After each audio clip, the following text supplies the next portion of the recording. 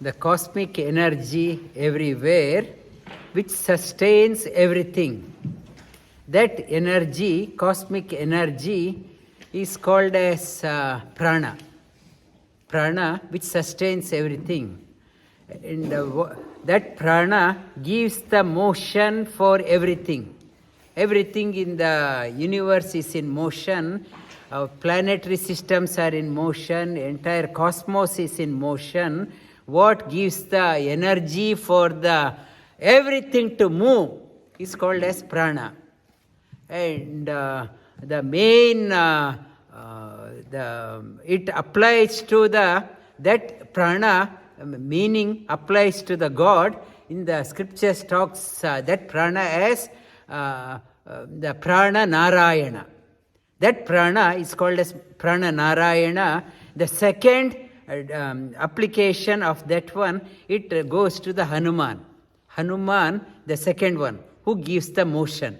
The Vayu Tattva, he is the close proximity to the Supreme Lord. Because of that, Hanuman also is called as a prana. In the prana, it gives the motion. For example, if you put a seed into the ground, shoot comes out. There is an upward motion. Upward motion is there. Upward motion is called as prana. That energy. Why it is something is coming out? What is pushing out? Upward energy is called as prana. In the downward, roots are going down. What is making the roots to? Who is pushing that one? That downward flowing energy is called as apana. In the body also, there is a downward flowing energy is there, upward flowing energy is there. Downward flowing energy helps in excretion, removing the unwanted things. Even the delivery, to deliver the baby, you need a downward flowing energy. Without that one, it can't go. That is a downward flowing energy. And in the universe, the air is moving everywhere. It is conveying the linking up everything in the body. All the nutrients get distributed through what is called as vyana. In the outside also, air is moving away, taking the energy around. It is vyana. In the body, it's called as vyana. The gross food we eat, it gets digested and converted into subtle energy through the prana called as samana. Samana able to convert the gross into subtle. In the outside also, in the springtime and in the autumn time, everything, all the leaves come down, and those leaves slowly get consumed, eaten up by what prana is called as samana prana. And come spring, everything comes out. That it is called as samana prana. There's another prana called as udana, gives us, ut means boost of energy. In case of emergency, you get so much of energy to handle things. That boost of energy is given through called as udana prana. This pancha prana, apana, vyana, udana, samana, it controls not only the body, entire outside also is there, and through Prana Narayana or Madhyama Prana, it controls that one. Prashnopanishad talks about the greatness of this prana. Prāṇasyedaṃ vaśe sarvaṃ, tridive sarvaṃ pratishṭhitam, māteva putrānrakśasva, śrīśca prajñāṃ vidhehi.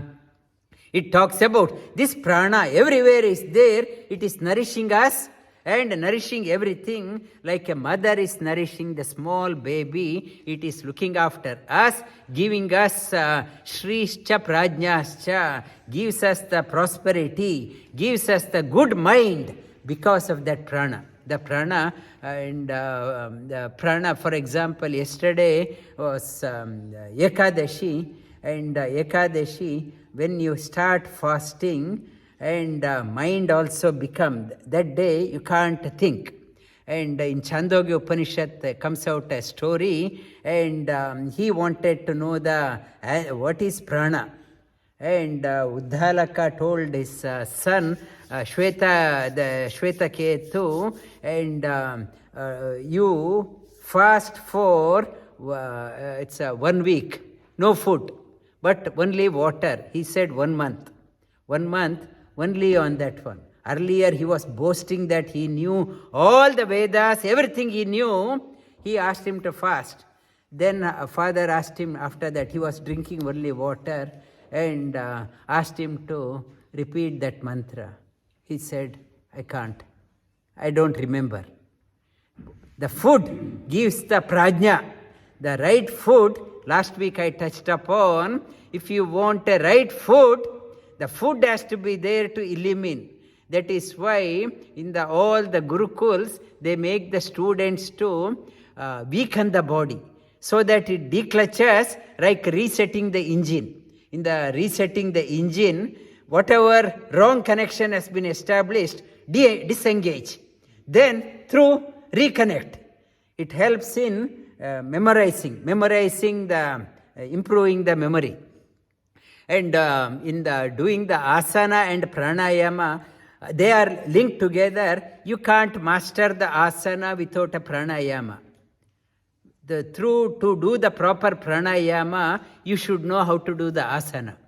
Asana, Patanjali talks about tasmin sati shvasa prashvasa yogati vichedana pranayamaha. He talks about if you want to do the good asana, you need a pranayama. If you want to master the pranayama, you need to do the sadhana. Tasmin sati shvasa prashvasa. Inhalation and exhalation, your chest expansion and contraction, asana helps you to build up that one. Through the practice of asana, your lungs opens up. Through the pranayama, you will be able to perform the asanas well.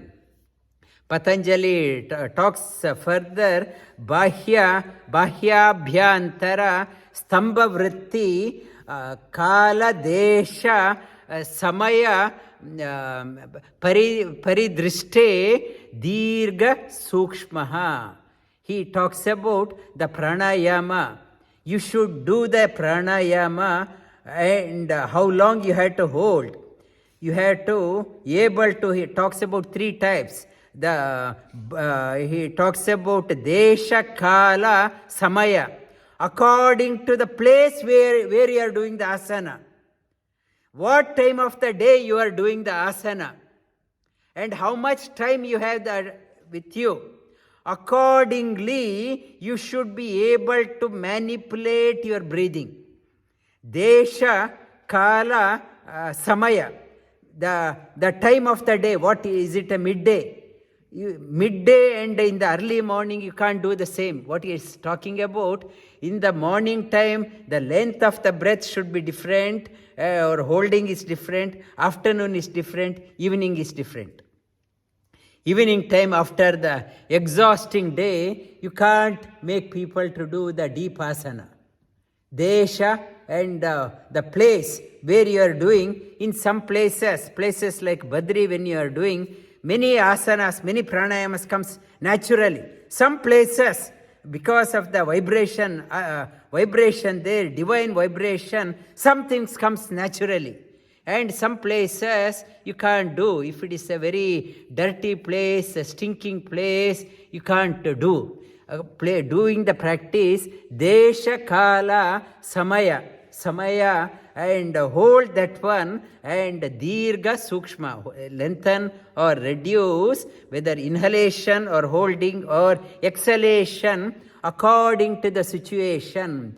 It is what Patanjali is saying, that you can't say this is the model you have to follow.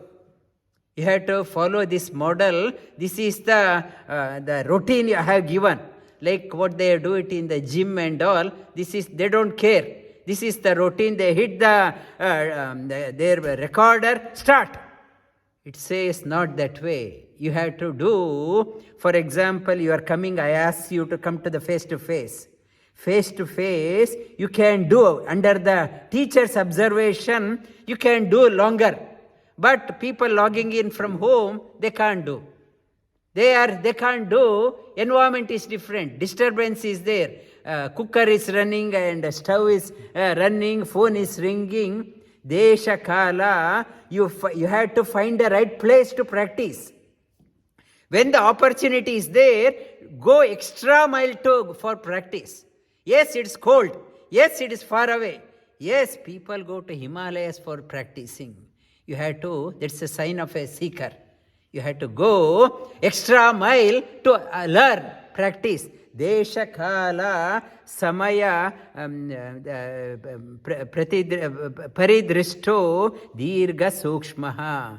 It is Patanjali further talks about bahyabhyantara vishaye akshepi chaturtaha. When you start practicing with this intensity, when you start practicing, then prana starts going within the another area called Sushumna Nadi, central nervous system, through the where all our energy centers are there. In the Kundalini, along the spinal column, all energy centers are there. All energy centers are locked. When the prana starts, like prana, making all the things dull, gives the motion, all our energy centers are in sleeping, hibernation. When prana starts moving, all the energy center starts getting awakened. Prana goes there and energy centers, that is called as awakening of Kundalini. Energy centers gets awakened when the prana starts going. When the prana starts going, what happens then? Patanjali says, tata kshiyate prakasha avaranam. When it starts going up, when the light within, it is, we can't perceive the light within because of so much of built up impurities. Impurities are there. When the prana starts moving through that one, the impurity starts melting down. One starts experiencing the light within. One covers, what is covering our knowledge is ignorance is covering. Slowly, ignorance melts down and knowledge dawns. And in Bhagavad Gita also, it talks about it is anukampena, that the jnana deepena bhasvata, by lighting up a lamp of knowledge within, and ajnana, whatever ignorance is there, darkness is there, our only possession is ignorance, which we have been carrying for many lives. It has to be removed only by making the prana to go through the kundalini, that central nervous system, our inside the spinal column. Knowledge opens, tata kshiyate prakasha avaranam.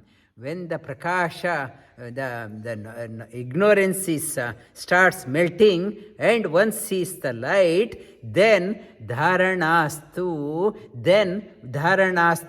cha, the manasa, that he is talking about dharana. Mind becomes very stable, no more wavering. Mind, yogi's mind, Sri Krishna talks about, it's like a lamp, the lamp in the candle flame, very steady. If you want to be steady, dharanastu cha manasa yogyata, dharana, then your mind is manomaya kosha, is not driving you reckless. Dharanastu cha manasa yogyata. Your manomaya kosha has become qualified to get connected with vijnanamaya kosha. When it is calm, your manomaya kosha, yes, mind is prepared. The soil has been prepared. Now you are ready.